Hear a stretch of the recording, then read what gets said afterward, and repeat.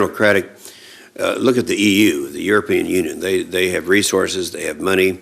How can we get more involvement out of them? Thank you, Senator. Indeed, I think that the ability or the opportunity for the EU and NATO to partner, to cooperate, as opposed to compete, is long overdue. I think that we have got to find opportunities here to bring the EU on board. In Afghanistan, there is a police training mission, EUFOR, that is very small. But that's only the first step. I think we have to look at what else, what core competencies does the EU have, and I think that when we talk about the comprehensive approach, that it's not only military contributions, but we need civilian contributions. The EU could help with that. We need civil servants, mid-level bureaucrats, technocrats to go in and partner with not only at the central government, but out in provinces and districts with government leaders to be able to mentor and teach them how to manage. So that's one thing. Secondly is financial contributions, monetarily. It's my understanding that there's large, enormous coffers in the EU, and there's resources there for development and construction, generally in Europe, but it could be, again, the EU and NATO could partner. It could be, I think, used for Afghanistan also, which would be quite helpful. So I think militarily we've got to find opportunities, training, exercises.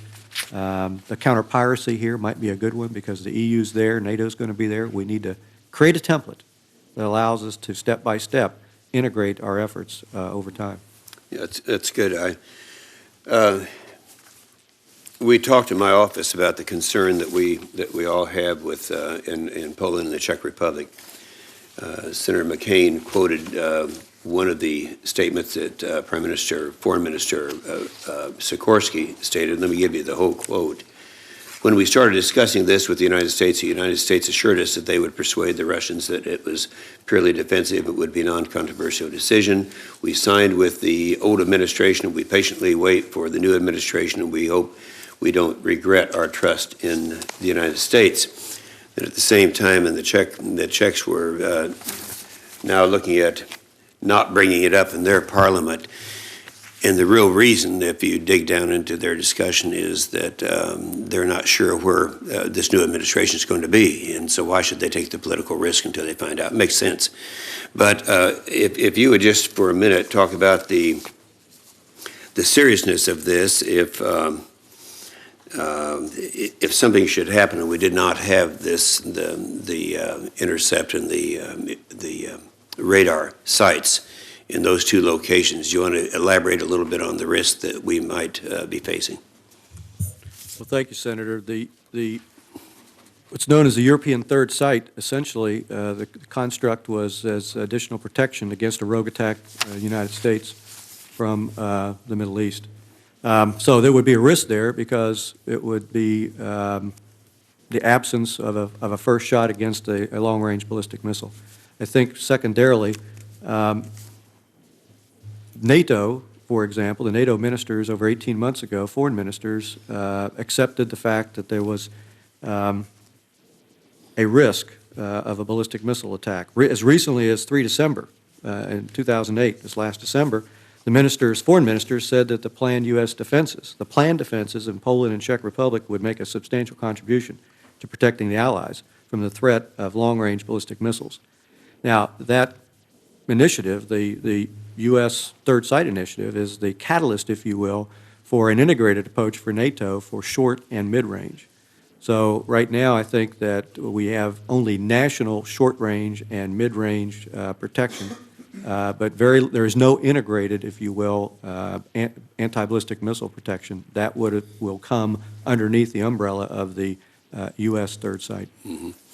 And General Mattis, General Craddock, I've always, at these hearings, want to bring up some issues that I think are very significant and get your response to them, and that is the programs of the Train and Equip, 1206, 1207, 1208, the SERP, the CCIF, and IMET.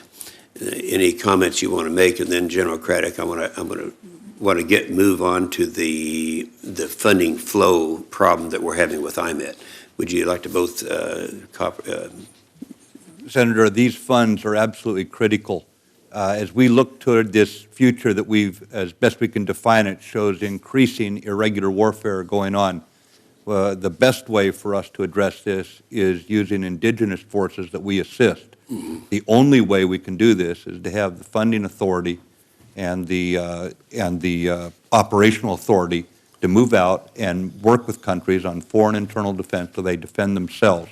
Now, that's not to say we'll never have to deploy U.S. forces, but certainly we can start using this authority and using it well to create whole government efforts inside those countries, integrating their military, security forces, their own economic people, their educational people, to try and reduce this sense of failed state and hopelessness that feeds our enemies' opportunities, Senator. So this is absolutely critical to us not having to always use U.S. troops to address these kinds of situations.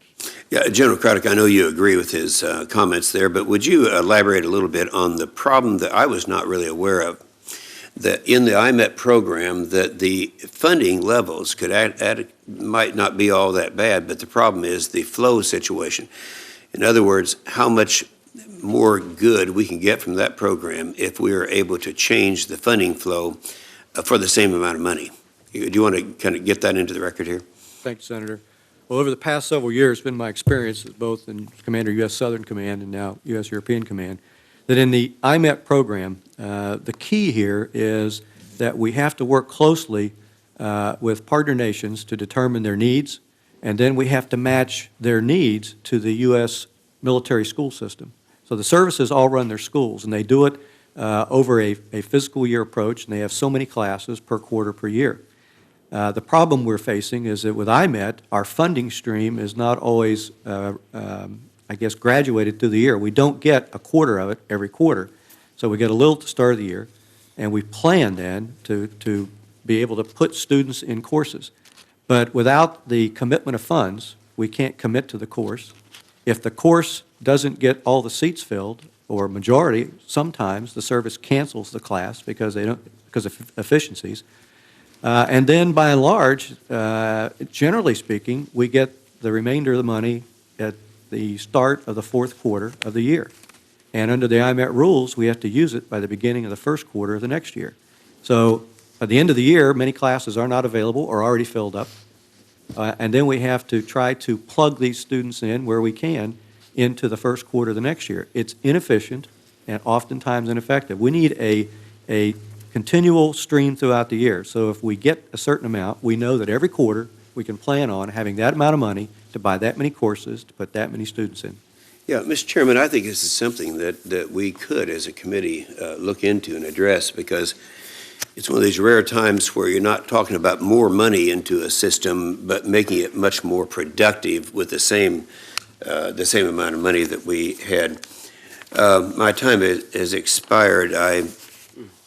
I'd just like to ask you, for the record, so you could maybe both submit something, your sense of your concern over our aging fleet of everything. And I'm talking about tankers, the Paladins, all of the problems that we have. That everything we have is between 25 and 44 years old, and what negative impacts come with that, maybe for the record at a later time. Thank you, Mr. Chairman.